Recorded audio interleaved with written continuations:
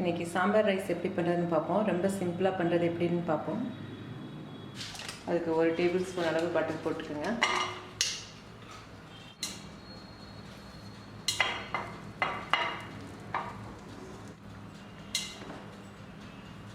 இது வந்து பாதி பெரிய வெங்காயம், ஒரு 2 பல் வெள்ளைப்பூடு, ஒரு பெரிய ஆப்பிள் தக்காளி வந்து சின்னமாக இருந்தால் 2 எடுத்துக்கோங்க. பீன்ஸு, கேரட்டு, குடமிளகாய், நீங்கள் வெஜிடபிள்ஸ் எது வேணாலும் சூஸ் பண்ணிக்கலாம். இப்போ பட்டர் உருகிடுச்சு, இதெல்லாம் போட்டுக்கலாம்.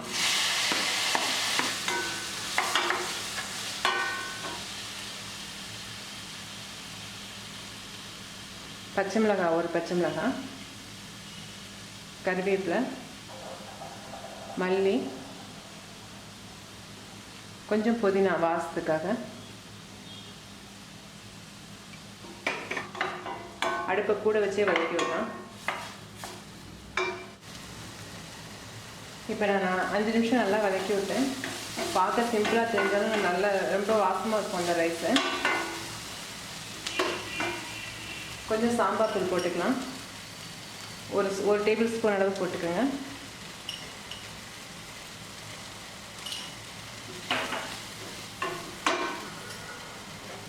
புதினா இலையும் இந்த தேங்காய் பேஸ்ட்டும் கண்டிப்பாக சேர்த்துருங்க. 1 ஸ்பூன் அளவு தேங்காய் பேஸ்ட்டு, தேங்காய் அரைச்சது. இந்த தேங்காய் விழுது சேர்த்திங்கன்னா ரொம்ப நல்ல தேங்காய் பால் சேர்த்த மாதிரி வாசமாக இருக்கும்.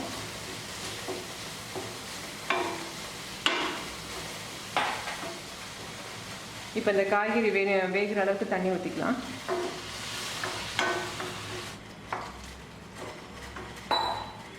இப்போது அடுப்பை மூடி இந்த காய்கறியில் ஒரு 3/4 பதம் வேகிற அளவுக்கு அடுப்பை மூடி வேக வைங்க.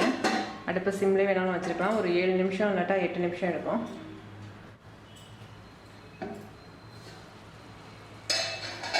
இப்போ 5 நிமிஷம் காய்கறி நல்லா வெந்துருச்சு. இப்போ இதுக்கு வேணுங்கிற அளவு உப்பு போட்டுக்கலாம்.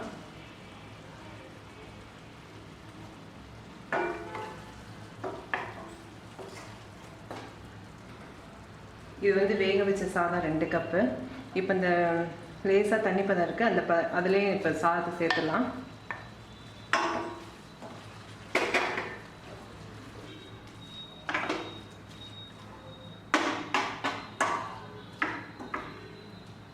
இது ஒரு 3 நிமிஷத்துக்கு அடுப்பை சிம்மில் வச்சு சேர்த்து மூடி வச்சுருங்க. இப்போ காய்கறி சாதம் நல்லா ஒன்றா சேர்ந்துருச்சு.